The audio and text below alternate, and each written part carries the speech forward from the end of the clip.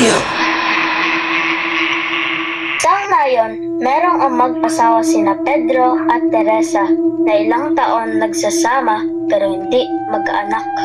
Ano bang nangyari sa atin, Teresa? Bakit ba hanggang ngayon ay hindi pa tayo binibiyayaan ng anak? Hindi ko alam, Pedro. Ilang beses na rin tayo nagpatingin sa doktor pero wala naman may diferensya sa atin. Isang gabi, habang naglalakad pauwi ang mag-asawa, may nakasalubong silang matandang lalaki na hindi nila kilala at ang wika nito. Alam kong gusto nyo nang magkaanak.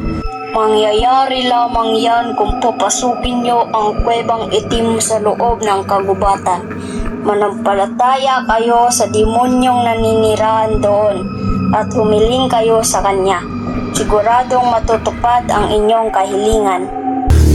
Natakot ang mag-asawa pero dahil desperado na silang magkaanak, natungo sila sa kuweba para makipagsundo sa demonyo.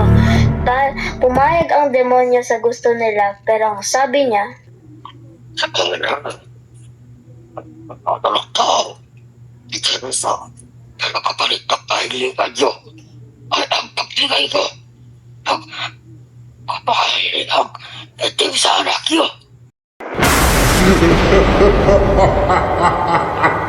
lumipas ang 9 na buwan at nagkaanak na ang mag-asawa. Normal naman ang itsura ng kanilang anak, pero habang lumalaki ito, napapansin nilang nag-iiba ang ugali nito at may tumutubong sungay dito.